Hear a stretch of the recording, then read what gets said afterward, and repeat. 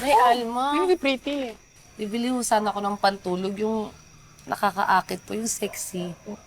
Masabog. Sino maakitin mo, pretty? Akala ko ba iwalay mo yung asawa mo? Ano, nakahanap ka na ng kapalit. Wala si Hector pa rin. Nagkaayos na ho kasi kami. Ate naman. Akala ko ba iiwan mo na yan? Pura. Oh, Eh, ganun po siguro talaga pag mahal mo yung isang tao, eh, hindi nyo ho susukuan basta-basta. At saka hindi ko naman ho gagawin to kung hindi ko naman talaga nararamdaman na mahal niya ako. Tsaka sinabi niya ho sa akin, I love you. naku po, pretty. Mag-isip-isip ka nga. Timbangin mo rin. Mamaya niloloko ka lang talaga ng Hector na yan. Isipin mo muna yung sarili mo. Mahalin mo muna yung sarili mo. Mahal ko naman ho sarili ko, pero parang mas mahal ko po talaga si Hector eh.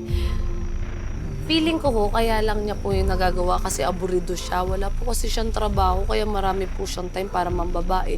Tsaka lagi ho ako nasa labas, hindi ko po siya naasikaso. So kasalanan mo yan ngayon.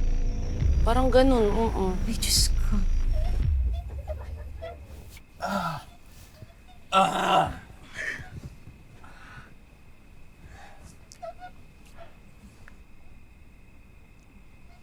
Babes, dito na lang muna tayo para makatipid tayo sa motel.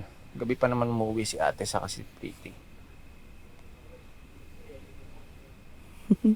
Hindi mo na naman ako iniintindi eh. Si Black Rider na naman ba yan?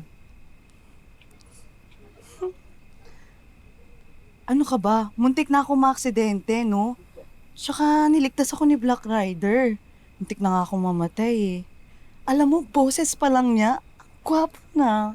Ah, ganon. Feel ko gwapo talaga to. Ganon. Gwapo. E di dyan ka na sa Black Rider mo.